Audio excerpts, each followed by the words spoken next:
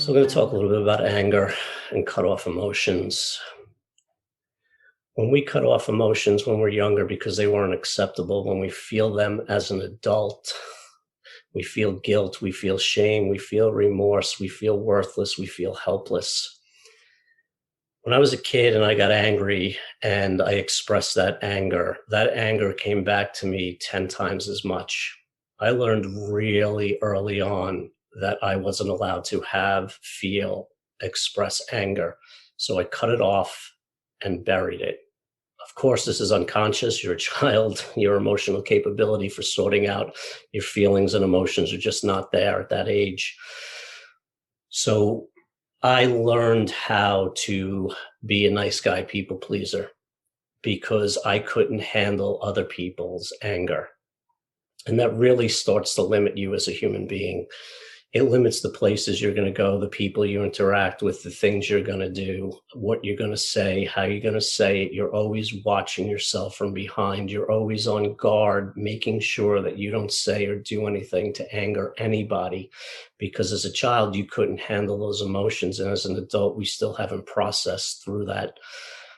So for me, I detached completely from my anger. And when I feel anger, I feel shame and humiliation in a way that I can't even express. There's just this powerlessness, this helplessness that comes over me. I was taught that if I upset or angered somebody, that they had every right to trample over me, my body, my emotions, my feelings, and just use and abuse me. And I had no recourse, because standing up to it made the abuse worse. So as we get older, we get into relationships or jobs or bosses or friendships, and somebody expresses anger and we just freeze and sink so low into ourselves that we just become that helpless victim that we remember as a child. Asking somebody not to get angry at you is the same thing as somebody, abusing you and not letting you have your anger. You're taking away their emotional responses that are natural to them, whether it's a healthy anger response or an unhealthy anger response. So the work is up to us to do it. And how do we get more comfortable with people's anger? We have to become more comfortable with our own anger. See, mine's cut off so far that it's so hard for me to access it. You can just walk all over me for days, weeks, and months, and I just keep smiling through it until this one day where I just can't store any more anger or resentment. And then I blow up and I let out my anger in a very unhealthy way. See, if I could learn how to express my anger as I feel I'm getting trampled on or, disrespected, letting it out a little over time. I don't have to store it up and explode it, but I didn't know how to do that. It's because I didn't realize that I wasn't in touch with my anger. And it's so hard to get to that because the feelings that come up when you start to get into your anger, it's very confusing. There's just feelings of abandonment as well, because when I was angry, I was abused and abandoned. So that is imprinted in me on every single possible level, my brain, my being, my soul, my cells, and it's hard to undo that. And I can't think my way out of it. I have to feel my way through it. And the only way to do that is to start getting in touch with your anger. But we can't go right to the bottom of it. We can't just get to the core of that anger. We have to start with feeling the uncomfortable feelings of having the anger. A good way to start is with boundaries. So people who aren't allowed to have their anger have shitty boundaries. Like my boundaries were horrible. I didn't have any. You were allowed to just kind of come into my emotional house, trash the shit out of it, and leave. And I had to smile and clean it up. I had to learn how to set boundaries and not allow people to come in and just trash me emotionally.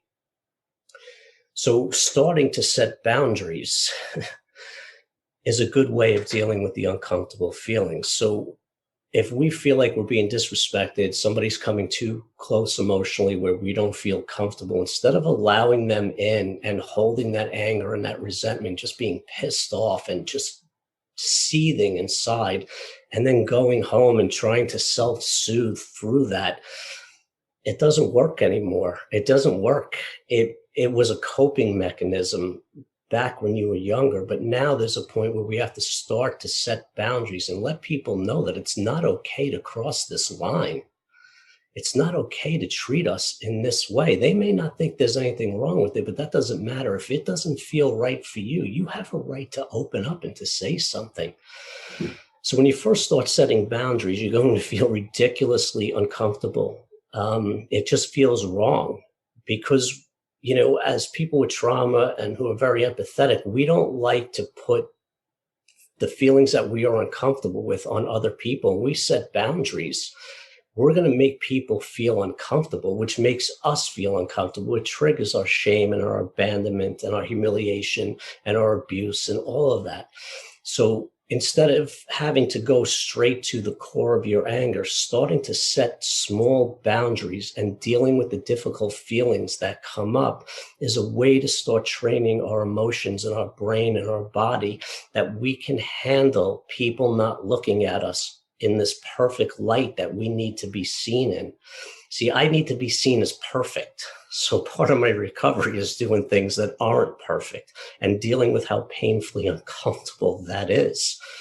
So when you start to set boundaries, when you feel anger, that's a good place to start, and you will start to get used to it, and your boundaries will get stronger and they will become easier to set. And you will have this foundation of this is okay and acceptable, and this is not. And you're going to start to know it instinctively, so that we get to the point where we don't have to store up all of these resentments and just have this big blow up. We're actually setting boundaries as we go along. And by setting that boundary, we are not holding on the resentment. And we're not telling somebody that, that they're awful human beings. We're just saying, listen, that doesn't feel comfortable to me, and I don't really want you to be doing that anymore. And I need you to respect that. And over time, if they can't respect that, then you're going to have to make a choice and either set a really hard boundary, or you're going to have to leave whatever that relationship is. I mean, it would be great if I can get everybody in the world to just agree to like me and not be angry with me, but I don't think that's realistic. So I have to do the work, and the work sucks. It's hard. It's painful. It's difficult. It's that emotional body reaction. So I'm setting a boundary in the present, but my body is reacting from decades ago of something that had happened over and over that I've never resolved. So the good way to do that is to start off slow. And we're not going to do this right every time. It is going to be difficult. And I've set boundaries, and then I went and obsessed about it for days. And, am I still okay with this person? Are they looking at me differently? Did I upset them? I'm a horrible person for standing up for myself. Like all of those negative internal voices and dialogue that runs in the background, that's the stuff that we start to connect with as we set the boundaries. So by setting boundaries, we're not storing up the anger. We're putting a stop to people trespassing where we don't want them to trespass, to hold off of that anger, to deal with those feelings. And the boundaries will get better. They will get stronger. They will get easier to implement. And as we do that, we start to realize what does make us angry when we set boundaries. And then we don't have to go into like this explosive rage after 9 months of people crossing it. Other anger work is actually realizing what had happened and being angry about it, instead of being in that helpless victim role where we feel like we deserved it. And the hating of ourselves for not being strong enough to get out of it at the time. We're thinking of stuff as an adult. We have to start putting ourselves in that child's position and what that child endured and what that child was up against.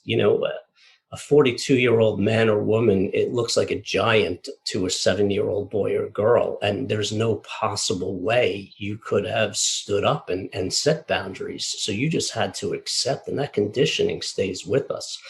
We have to start changing that conditioning, start setting boundaries. And the more boundaries we set, the more safe and secure we feel within ourselves, the less we are going to fear other people's anger. Thanks for listening. You can contact me at joeryan.com. Follow me on Instagram at joeryan. And if you want, you can leave us a review on iTunes. That'd be great. All right, take care.